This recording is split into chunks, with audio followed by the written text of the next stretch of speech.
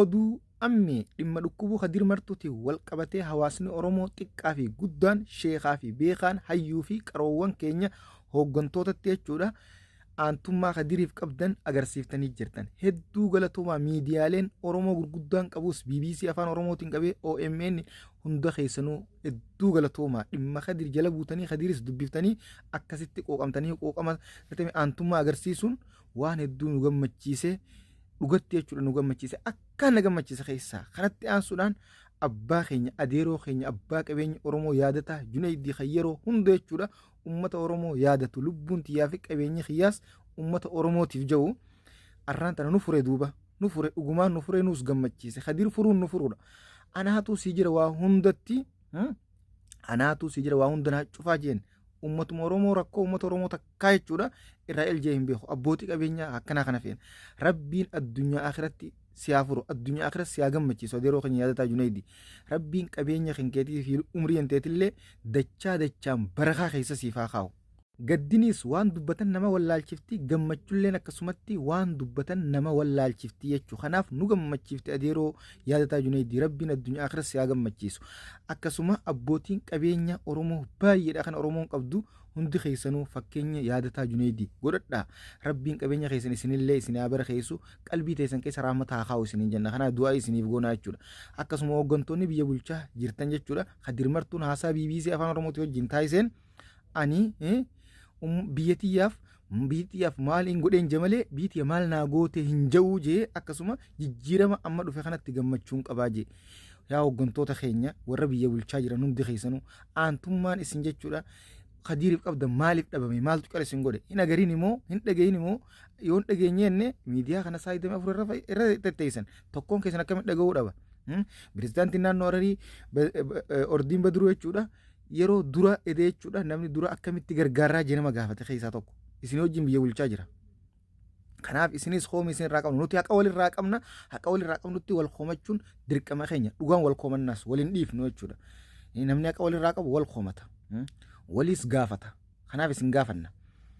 Quuqamni haa isinitti dhageemu kanatti aansuudhaan diyaaspooraan biyyoota alaa keessa jirtan Awurooppaas ta'ee Ameerikaa Kanaadaa Awustiraaliyaa hundi keessa warri keessattuu jechuudha haariyaa amma eega dhaqee ayyama biyyattii baasoortii fudhatee biyya biraa imaluu hin dandeenye malee hundi keessan Kadir bakka inni jirutti jechuudha Maanchestar wanatti dhaqaatii qaamaan argama akka jechuudha nuu kanatti onlaayinaan gargaarraa fi kana gargaarraa dhiisaadha aantummaa agarsiisa akkasitti dhaqaatii tikeeta muradhaa yaa Kadir kun jechuun nama ummata Oromoo ummata xiqqaa fi guddaa agartee miti lafaa fi lafee hundarraa galata guddaa qabudha. Kanaaf aantummaa isan duniyaan laalinaadha dhayxanii achitti argamtanii isa biratti argamtanii aantummaa isa agarsiisuu qabdan nuus agarsiisuu qabdan kanaan nu gammachiisaa jechuudha. Rabbiin obboleessa keenya Kadir rabbii nuuf haa fayyisu abbaa keenya gorsaa keenya kabajamaa keenya jaalatamaa keenya qabsaawaa keenya.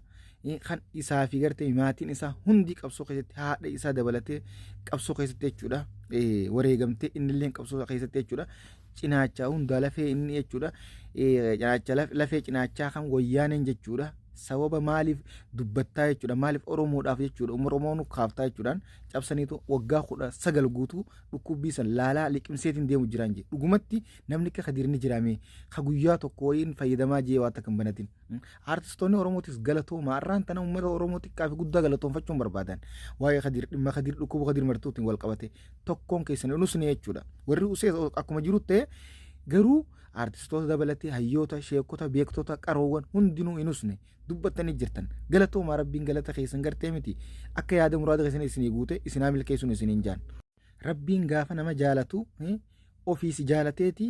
maleekotatti mee maleekotaan jaaladhaadhaa deema warra lafatti simaa jee jechuudha warra lafaatiin jaaladhaa jiinja Kadir kana rabbiin dhugaan jaalate ammallee rabbi haa jaalatu isaatu rabbi jaalata akka malee rabbi jaalata akka malee ergamaa keenya alayhi salaatu wasalaam jaalata. Kanaaf jechuudha dhugaan jaalatamaa namaati rabbiin haa jaalatu rabbumaa jaalatee akka warri lafaa hundi jaalatu godhee jechuudha rabbiin nuufis haa fayyisu fayyadamni nama hundarra dhufa kun fayyadama keenya malee nu dhukkubsata malee fayyadama biraatii miti rabbiin haa fi rabbi haa fayyisu fayyaa fayyadamni booda jirre hanga jiru qananiin jiraatu rabbi haa kennuuf. Kanatti aansuudhaan Afrikaa kibbatti lammiileen Itiyoo 44 ugguramanii jiraachuu poolisiin biyyattii gabaaste lammiileen Itiyootuun seeraan ala warreen biyya biraa keessa socho'an dallaalii sochoosuudhaan qabee akka abduu owweetti jechuu cinqee ugguraa jiru ta'uu jechuudha. Eega opereeshinii godhanii booda sagalee dhaga'uudhaan poolisiin opereeshinii gootee booda gabaafte. Namni tokko lammiilee Itoophiyaa 44 san keessaa tokko afaan Ingiliffaa xiqqoo beekuutu jira. Haala saniin Itoophiyaa ta'uu isaanii irraa hubatanii jechuudhaan miidiyaan biyyattii gabaasee jira. Lammiileen teenya yeroo kamuu karaa seeraan alaatiin biyya namaa deemurraa of qusadhaa isinumaan jenna. Egaa rabbii isin haa gargaaru. Kanatti aansuudhaan ministeerri raayyaa ittisa biyyaa injiinar Aayishaa Mahammad Itoophiyaan waraana jechuudha gihaa ijaarrattee jirti kan diina alaa dhufu kamuu qolachuu dandeessu. Leenjiftee qopheessitee lafaa qabdii jechuudhaan har'a haasaa taasiftee jirti. Kanatti aansuudhaan qondaalli Eertiraa tokko hooggantoonni Itoophiyaa bulchaa jiran kun Eertiraa qabachuudhaaf foolachaa jiranii jechuudhaan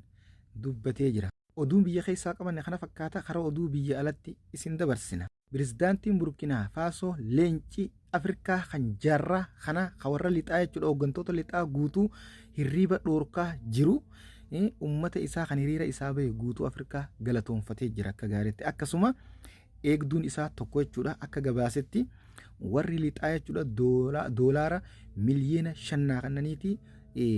Pirezidaantii Burkinaa Faasoo kana jechuudha Ibrahim Traoré ajjeesinaan jaanii anis ajjeesee gammachuu niin danda'e garuu gammachuu mataa kiyyaa maal naagootii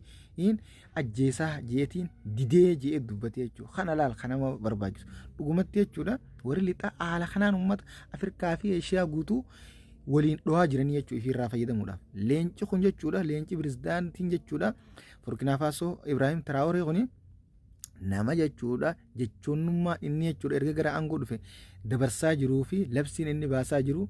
takka takkatti guyyaa tokko qabadhee isinii ni fida inshaallah waan akka nama gammachiisu akka namilee nama godhu leenca Afrikaa dhugumaan Afrikaati warra lixaa mallee hirriiba kutaa jiru umrii isaa dheeressu yana rabbiin. Kanatti aansuudhaan Israa'el guyyaa 3 ibiddi akkuma itti fufee jira kana laal tumsa Falastiin rabbiin waraana isaa abbaan fedhe hin beekuu je waraana rabbii namni tokkollee hin beekuu hin danda'u gaafa ummanni islaamaa hundi jechuudha caljee akkanatti jechuun uummata Falastiin ka dhumaa jiru kan caljee rabbiin akkanatti itti obbaasa bubbuma jechuudha qilleensaa kan ibiddaa wal makatee deemuu akka gaarii deemuutu bosona qabatee amma isaan guutuu jechuudha qeerraa buqqaasee jira jechuudha kana kan nu gammachiisu ammallee waluma faana itti hafuuf jenna anaatu ana jaanii akka malee dhaadatte banii Israa'el tun gisee kana uummanni jechuudha Oromoon amantii biraa maaliif akkana ta'an injina isin namummaan isinitti haa dhageemu gongumaa'u wanti Israa'el kuni warra dhala ilma namaatiif qooqama tokkollee qabu miti duguggaa sanyii jechuudha namaa raawwatu bar seera mana murtii idil addunyaa cabsanii bar yakkama kan godhan yakka isaa jechuudha badiraawwattoota lafa tanarraa jechuudha kan jaarraa kanaatii fi kanaa duraatillee bani Israa'el tun taakkanaati. Kanaaf ibidda itti hafuufsiisu jenna. Honcuunfaa oduu guyyaa irraan tanaati oduu irraa qabne kana fakkaata kan biraatiin angola deemtu sheer du'ee tooraan facaasaa anka isiniif dhiyeessu oduu ammeeti yeroo hundee oduu haaree guyyaa guyyaan qabadheetiin isinii fida sheer gootanii facaastanii nama hundaan gahuun isin qabatti kanaaf ammaasis gizee jechuudha.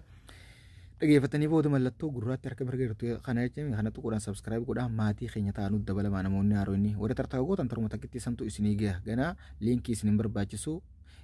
Assalamualaikum warahmatullahi wabarakatuh. Galatooma hirmaannaan keessanitti hedduu namatti